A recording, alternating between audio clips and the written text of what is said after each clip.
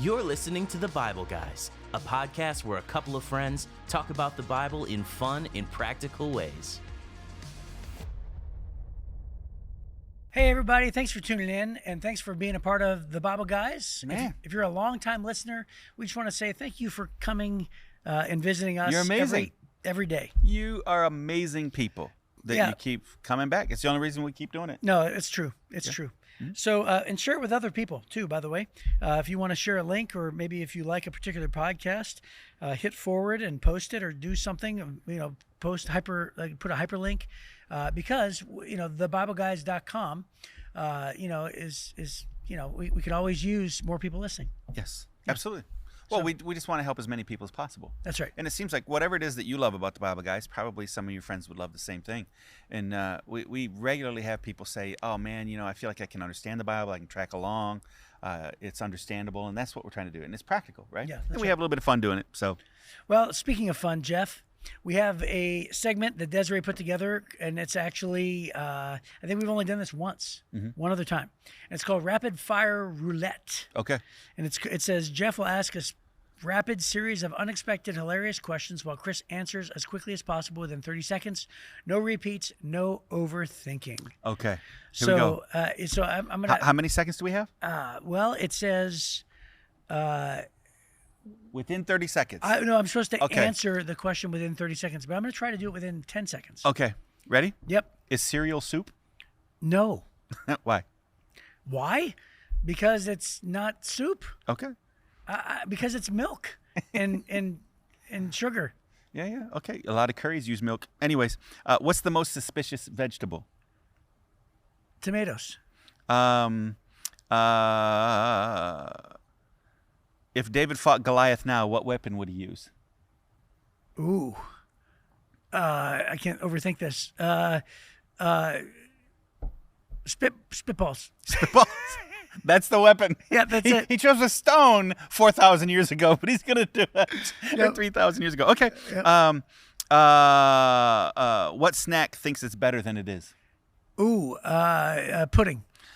Pudding, really? Yeah, pudding, like especially Get out of here. like Jello pudding. Wow. Okay. What's the most aggressive condiment?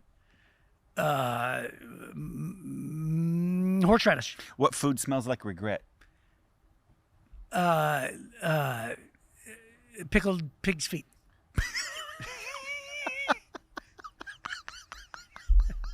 Okay, I get 30 seconds to laugh. Hey, is that not true? Probably, yes. Yes. That's true. Is a hot dog a sandwich? Yes? Yes. Question mark? Or is it something else? I think it's a sandwich. I really do. Yeah? Yeah, I mean it's meat between bread, only just in a creative way, Okay, right? I think so. Yeah. Yeah. Okay. I think it's a sandwich. Okay. What's the worst plague Egypt didn't get? Oh, bamboo under fingernails. Let my people go, or Right. everybody's going to get a Chinese bamboo torture. That's right. Is that it? Really? Yeah, sure. Wow. What object in your house would snitch on you? What object in my house would snitch on me? Mm-hmm. My TV. Just talking about the hours that I waste. Okay. What's the least relaxing activity? The least relaxing activity? Yes. Oh, gee whiz. Cleaning the garage. Is that relaxing to you? Oh, Cleaning yeah. the garage? Yeah. Oh, yeah. Yeah, that makes sense to me. You like things in order. Yeah. Yeah. Okay.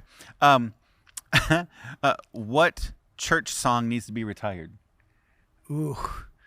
I'm not good at church song titles, to be honest with you. Okay. But Better Is One Day in Your Courts is already retired. Yeah. But when that thing was popular, I hated it. Hated it. And if anybody ever decides to bring it back, I'm like, dear God, no. I had a instrumental thing playing at my house a couple weeks ago. Yeah. And it was just playing through the house. I like to do that sometimes. And that song comes up, and I just skip. Yeah, I could not stand that Who song. makes an instrumental of a song that only has 3 notes? Right. Yeah. Yeah, but just the lyrics in general. Okay. What would your inner voice be named? Vinny. Vinny. No, I'm not going to ask that one. What item would make a terrible hat? A cat. Okay. Wow. A live cat. A live cat would not make a good hat. That's correct. Okay. It says Cat no. in the hat. It says no thinking. That's right. I didn't think about that. All right. What smell means this church has been here a while? Mildew. Mildew. That's true. That is true. Oh yeah. You ever walk into church, it smells like an old folks' home? Dude, Or that was half the mildewy? churches growing up. Yeah, yeah. Half the churches growing up were all old, nasty, small churches. What thing in your office is silently judging you? Oh, you're not going to like the answer. I have a display of international things, and I used to travel the world, and now I don't go anywhere except for one place, and I have regret about that. And so that judges you. Yeah. Oh, we got to do that more. Yeah. It says to me, look at you. You used to care about the rest of the world. I feel that way all the time. Really? Yeah. All right. Wow, we got to change that. Yeah. Well, there you go. That's a good one. Yep. All right, we'll end with one more. Yep. Ready? What food would be a terrible roommate? Oh, what food would be a terrible roommate? Indian food. All Indian food. Okay, Yep. the most populous planet the most populous nation on the planet. You just ticked them all off. That's right. Yeah? That's right. Okay. Yeah. So I remember when I first moved here in 2004, I had a good friend, Dan, and Dan was Indian, and his wife was more Indian than he was, and they said, "You've never had Indian food?" And I said, "No." And he says, "Well, there's a plaza right next to your house. Come and meet me there." And I said, "Okay." And at the time, I was wearing a suit because I had done a funeral. So I had done a funeral, and then I met him there, and we went inside and spent 2 hours and ate Indian food. And then I came out, and I realized I immediately had to take that suit to the dry cleaners because my suit smelled like curry. Curry. Mm-hmm. And it's like, it was so strong that when I walked in through the door, my wife goes, "Oh," she goes, "Oh, where were you?" And I said, "Oh, I was at this Indian restaurant." She says, "Take that off, throw it in the back of your truck." And I realized, holy cow, like, what kind of food is so strong? You shouldn't say "holy cow" when you're talking about Indian food. But good one. Yeah. But anyway, I thought to myself, what kind of restaurant is so strong that you have to dry clean your food every time you go in it? Dry clean your clothes? Yeah. Dry clean your clean you your don't clothes. need to. You don't have to. Do you like Indian food? Yes, Yeah, I did. I I do too. actually did like it. I do like Indian Yeah, food. I liked it. Yeah. It's an acquired taste for me, but now I eat Indian food all the time, so I really decided to like it. There's an Indian restaurant not far from my house called Pink Garlic, and his family is from India, but then he has a bunch of restaurants in London and opened one here in our area, and I love their food. Yeah, and but I after love I'm a in the good restaurant, mango lassi. Those are fantastic. I love tandoori chicken. I love any of the curries, and love them. Yeah. Yeah, but you have to admit that's a good one to choose, though. It is. Well, it's some because- very, very strong smells that we're not accustomed to. Yeah. Yeah. So my But they come mother- here and they wouldn't like the smell of fried chicken in your house. Right. Right. So my mother tells me the story that my grandmother, who's passed, came over on the boat from Italy. Okay. When she first moved here, she got an apartment, and then she lived there for years, and she loved it. And then there was a lady who moved in next door who was Indian, and because she had so much, she cooked Indian food, and the smell was so strong, she moved. Oh, really? She said my mom had to move. Oh, yeah. Because it was so strong. Yeah. It's just surprising combinations of flavors. My wife and I were in Delhi last summer, and we went to the spice market there where they sell all the spices wholesale, and it's an entire, 6 blocks of just gajillions of spice shops and guys running up and down the street, and it just was so strong and pungent, and it was hot that day. Yeah. And it was amazing. I've got like a million pictures. We bought some spices and I bought some tea in one of the shops, and we bought some garam masala and some different spices to come home and cook with. And it was amazing. Just incredible.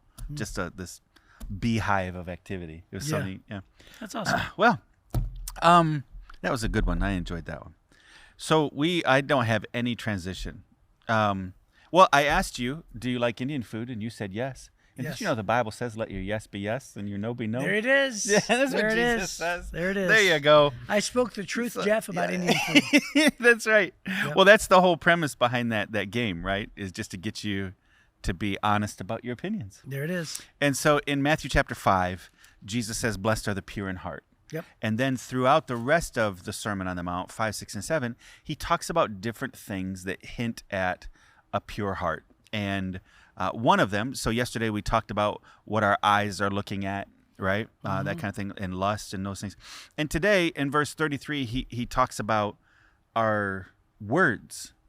And he says, you've also heard that your ancestors were told you must not break your vows. You must carry out the vows you make to the Lord. But I say, do not make any vows. Do not say by heaven, because heaven is God's throne. And don't say by earth, because the earth is his footstool. And don't say by Jerusalem, for Jerusalem is the city of the great king. Do not even say by my head, for you can't turn one hair white or black. Just say a simple yes, I will, or no, I won't. Anything beyond this is from the evil one. Yeah. Isn't that something? Yeah. Yeah, that's interesting how yours is an NLT. Yeah. And mine's an NLT, but sometimes the translations are older versions of it, or young or newer. Mm-hmm. But like there was like 5 different things that were a little bit different. Oh, interesting. Yeah. Did it say just a simple yes, I will, or no, I won't? It'll be in the last verse. Verse Just 37. a simple yes, I will, or no, I won't. Then it says anything beyond this is from the evil one. Yeah, that's what mine says. You said anything? Yep. Anything beyond this is from the evil one. Oh, interesting. I Yeah. thought I heard you say something different. Yeah. Huh. Yeah. So there was a couple in there. I'm not going to go try to compare, but Yeah, but the main idea is your yeses should mean yes and your no's should mean no, and Yeah. you should be a man of your word. yeah, Right, you should have that reputation. And the book of James talks about this as well, right? He says, out of the same fountain should not come bitter water and sweet water, right? Yeah. He said, so therefore let your yea be yea, let your nay be nay, let your yes be yes, let your no be no. And so do not swear by anything. And so I actually took this literally, and I still do think it means to be literal, because I was just watching, what was it? It was Infinity Wars. Remember Avengers Infinity Wars? Where Gamora asks Quill to, she says, hey, I know things, so, promise to, what a terrible thing to bring up. But she says, promise to kill me if Thanos ever captures me. But then he goes, well, and then she puts her hand over and she says, swear by your mother. Oh, wow. Yeah. And then he goes, okay, I promise. And that was the thing that she knew that he was going to keep his word, because he swore by his dead mother, right? Right. And I sometimes think to myself, like, if you're a person, I think that things like that are okay. I really do. I think that things like that are sometimes okay. But I don't think that's the heart of what Jesus was talking about. I think what he's saying is, if you have developed a reputation that where nobody believes you unless you say, okay, say Christian promise, right? It's like, oh yeah, that's true. Okay, yeah, Christian promise. Yeah, that's true. If you've developed a reputation to where people cannot take you at your word, to where they have to actually say, okay, you have to say Christian promise, because we used to say that, Christian promise. We used to say that. Isn't that silly? Yeah, I've never heard of that. Oh yeah, well, I think it's something we made up. But or they say, swear to God. That would be the more common thing, right? Swear to God. Right. And he says don't do that. He says don't do that. Yeah. But if you're a person who your word is not good enough, then he's saying, like, you shouldn't have to be a person that has to swear by heaven or earth, right, or say Christian promise, or swear to God, or swear by your mother, because your regular word is not good enough. Because it's all about the heart's intent, right? So it's not a cardinal sin to swear by your dead mother, and that's not a cardinal sin. And I think that that's okay to do. I don't think that's the sin part. I think the sin part is if your word cannot be trusted, then Jesus is saying, then you shouldn't be a person that has to swear by other things just be a person who has integrity in their word. Right. So God is not against vows, Right. because in Leviticus, in Numbers, in Deuteronomy, he spells out, if you make a vow, you have to keep it. Right. Right. But we try to get overly emphatic because we've developed a relationship of breaking, or a reputation of breaking our vows. So then we get overly emphatic, and it's the I swear to God, I swear on my dead mother, whatever. And Jesus is saying, don't do that. Right. Just don't do it. Don't give anybody a reason to believe you're not going to keep your word. Be a man of your word. Be a woman of your word. Just do what you're going to do. Yes should mean yes. No should mean no. And the more words somebody starts putting behind a thing, usually the more intent they have of getting out of it in some way. The book of Proverbs says, there's no shortage of sin in a multitude of words. Right? You ever notice, my grandfather used to, I've told this story a few different times, but in Elba, Michigan, there used to be a general store, and the men during all the farmers in the area would go down to the general store, sit around, play checkers on the pickle barrels. They had like 3 pickle barrels, and they play checkers on the top of the pickle barrels, and they get all the business done. All right, we're going to plant the hay. Great. If you plant, 80 acres of hay, I'll buy 25 acres of that hay. They work all that out. It'll all be handshake, right? My grandfather's name was Fenton. When Fenton Avery Forster shook your hand and said, I'll buy it, it was a done deal. Guys say, I'm going to rent a tractor. I'm going to rent a combine, because they didn't own combines. I'm going to rent a combine for 2 weeks, and that'll pay for a third of the costs. And 2 other guys step up and say, I'll do a third. Okay, good. I'll go put the deposit down. They shake their hand. They would do huge amounts of business just with men shaking hands and agreeing. Right? It's like Jerry Maguire. My word is stronger than oak. Yeah. Then he violated it. Yeah, exactly. Yep. Now, the other side of it is, we've had agreements where all of a sudden some property owner or somebody comes in and they've got a stack of papers this big, and we got an initial here, here, here, here, and here, and here, and here, and there, and sign here, and sign here, and sign there, and initial this and initial that. And sure enough, later on, you find out there's 20 loopholes that advantage the person who needed me to initial here, initial there, sign here, sign there. There's a reason why I don't qualify for what I thought I got, but there's a reason why that guy gets more, right? So this is what Jesus is saying, is don't develop this reputation that more words are going to guarantee a thing, because they don't. Don't go around guaranteeing stuff. Just let your yes be yes and your no be no. And if you have to say, I swear to God, well then listen, either that person doesn't trust you to begin with, you shouldn't be going down that road, or you don't have a reputation that's good enough, you need to repair your reputation. And the only way you can do that is actually making yes be yes and actually making no be no. Right.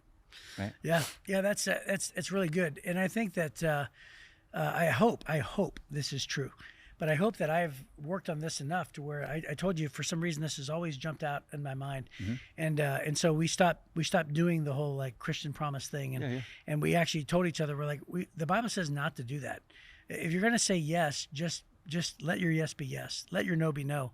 And I think I've tried really hard my whole life to be that kind of person.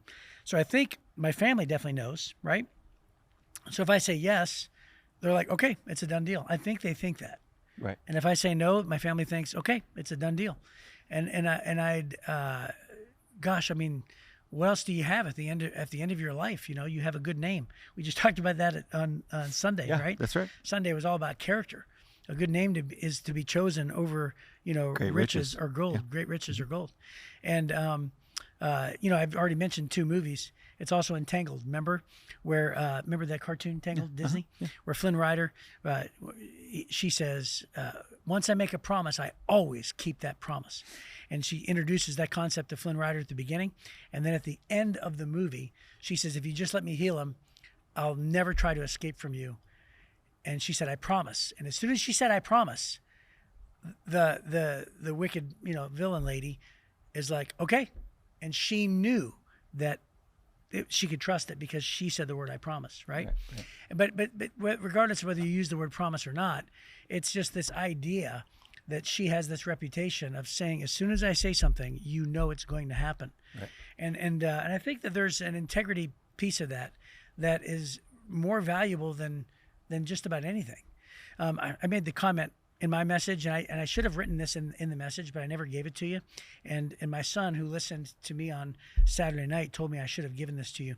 But for about 15 years, I had a plaque on my desk, and then it broke, and I regret not having it now. But it just guided me my whole life, and it was a quote by Woodrow Wilson.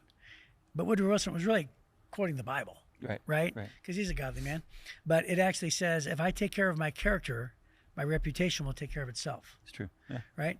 And so I just remember thinking there's been times in my life where people have either thought something about me and it's been unfair to me, like somebody else gave a false impression or something like this, or maybe somebody misinterpreted me or something. And I felt the need to where I had to go and try to control my reputation. But I've always resisted that urge because I've always leaned back on this biblical principle that was quoted by Woodrow Wilson. And I thought to myself, it's not my job to control what you think of me, right? It's just not my job. It's not my job. I don't have that job. My job is to control my integrity, my character, right? By what I say and what I do. And it's like what I say and what I do for them to come together and have no gaps. Right? And that's really what character is. And so if I just do that, then I'll let my reputation work it out in your mind. Right. So if you hear something about me that's not true, I'm going to leave it up to you to say, I don't believe that, because that is not the kind of person he is. So a lot of times people get really grumpy about, and this is kind of a pivot just a little bit as we finish up, people get grumpy about language being used. Oh, you shouldn't swear. You shouldn't cuss. You shouldn't curse. Yeah. Right. And a lot of times people will use cussing, cursing, and swearing interchangeably. Yeah, but they're very distinct. They're very distinct. Right. So this is don't swear. And swearing is making a vow. I swear to God, kind of a phrase. That's a different thing, right? Now you're standing in court and you promise to tell the truth, the whole truth, and nothing but the truth. Jesus doesn't say you must never make a vow. There's multiple verses in the Bible say if you make a vow, you must keep the vow. That's right. Right. But Jesus is saying, listen, it's a waste for you to go around saying, I swear to God, I swear to God, I swear to God. If you have to do that all the time, people don't trust you, and that's why you're trying to use a higher power. You're invoking something more powerful than you because you're not trustworthy. Right? That's so don't swear. Cursing would be words like GD. Yep. Right? It's those vulgarities that we use to curse. Now, Jesus did say, whatever you bind on earth will be bound in heaven. Whatever you loose on earth will be loosed in heaven. So if you're going to curse something or somebody, it better be legit. Like, honestly, that's what you mean, right? Right. And then cussing is bad manners, right? It's just bad. There's some cultural words that are just really, have vulgarities to them, and they're bad manners. Now, Bible doesn't really talk much about that, other than don't let evil, corrupt communication come out of your mouth. He talks about that kind of thing. We should be people who have clean mouths, but he doesn't really seem to point out the idea that a cuss word is a sin. But he does point out you can sin by swearing, and you can sin. It's possible to sin by cursing. It's not always that's true about both of those, but there are tremendous cautions about all three of those kinds of phrases, right? The vulgarities versus a curse versus a vow, or versus a swear. And so all of those we should be very, very cautious and careful in using those. And so he just says, then let your yes be yes and your no be no. Yeah, that is, by the way, you said a pivot, but that was very relevant to these verses. I love that. That's really great. So, hey, and that is our time. So what a great passage of Scripture. What a great discussion, Jeff. Congratulations for bringing that out, the distinction between cursing, cussing, and swearing. By the way, I think that's a brand new piece of information for most of our listeners. Yeah. Because I don't think most of our listeners probably put enough energy into trying to find the distinction between those. Most of what we say is swearing or cursing is mostly just bad manners, cussing. Right. Most of it. Right. But we should be really careful about the swearing and the cursing. Yeah, that's great. Okay, well, hey, we'll see you next time, hopefully, on The Bible Guys.